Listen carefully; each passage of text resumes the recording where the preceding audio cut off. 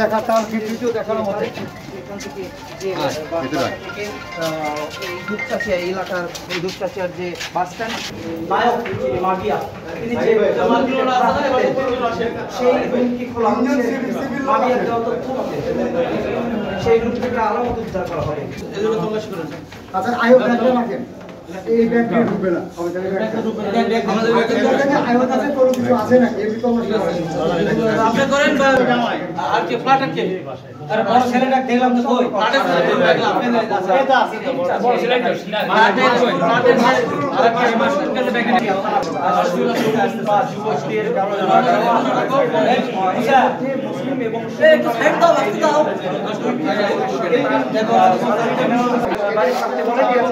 এদিকে মাবিয়া কাছে বেশ কয়েক মাসের ধারা বাকি রেখেছিল যার কারণে একেবারে কয়েক মাসের এক্সপায়ার করেছিল। বেশি ঢুকেন না বন্ধ পাওয়ার হ্যাঁ আপনারা কয়েকজন জানেন আপনারা সাক্ষীগুলো আসেন মারিয়ে আসেন আপনারা আসেন এই যে আপনারা কয়েকজন আসেন এই আর মুসলিম কেউ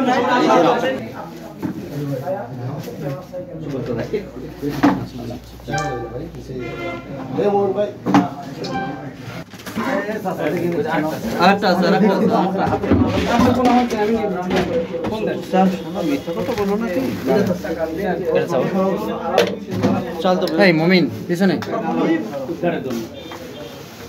ঢেলে দেন, ঢেলে দিবেন কিছু ইয়ে দেন দেখি চলছে এখনো পাইনি দেখছেন তল্লাশি চলতেছে। এই যে কিছু বাসার যে চাবিটি তিনি চালের কৌটার ভিতর চালের যে কৌটা ভাই চাবিটা ধরেন চাবিটা ধরেন সেই চাবিটি পুলিশ পেয়েছে। পুলিশ তথ্য মতে তার রান্না করে ঢুকে চালের যে কৌটা সেই চালের কৌটা থেকে কিন্তু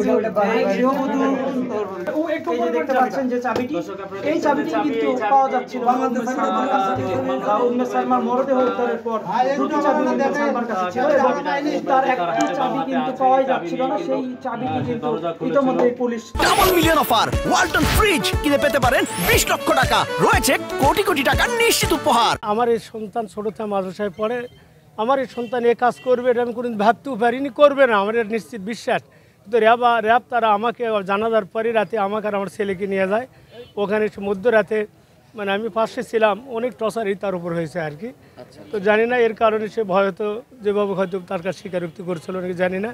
এরপর এখানে রিমান্ডে আসার পরে আমি তথ্য দিয়েছি এই মহিলার সম্পর্কে আমি আগেই জেনেছিলাম, যেদিন রেড বডি আমাদের হয়ে যায় থানায় ইনফরমেশন করেছিলাম, তারা এর সঙ্গে কথা বলে গেছিলো কিন্তু কোনো অ্যাকশন নেননি।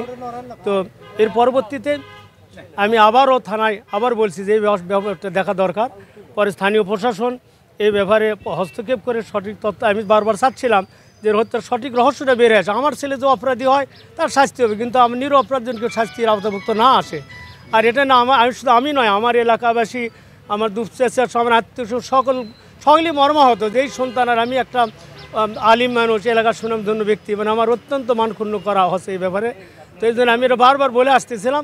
স্থানীয় প্রশাসন সহ গতকাল এসপি সাহেব আসছিলেন, ডিবি প্রধান আসছিলেন, ওনারা আমাকে পরে ডাকা এই তথ্যগুলো গ্রহণের কথা একটু ধারণা দেন আর কি। পরবর্তীতে এখন আমি জানতে পারছি, এতে আমি অত্যন্ত সন্তুষ্ট। আমি স্থানীয় প্রশাসনকে আমি অত্যন্ত ধন্যবাদ জানাই এই সঠিক তথ্য বের করার জন্য। আমার বাসাতে একটা মেয়ে ভাড়া ছিল, এই মেয়ের সঙ্গে আমার স্ত্রীর আমি বারবার আমার বেশি দিন বোধহয় 4-5 মাস হলো ভাড়া, ও 1-1.5 মাস থাকার পরই আমরা আচরণ বিধিটা ভালো মনে করতেছিলাম না। আমার স্ত্রী আমাকে গত সপ্তাহে বলছে ওকে আর রাখা যাবে না, তুমি বের করে দেয়। আমি বলেছি, তো আমাকে বলছে ভাই এই মাসটা টাইম দেন, 8 দিন টাইম দেন, আমি বের হচ্ছি। আমার স্ত্রীর সঙ্গে এবার ঝগড়াও আছে একদিন। আমার স্ত্রী বলছে আপনি চলে যান, ভাড়া দেওয়া লাগবে না। সে বলছে যে আপনি কী বলেন, জোরকে বের করে দিতে পারবেন, খারাপের কী দেখেছেন, এ ধরনের কথা সে বলেছে আর কি।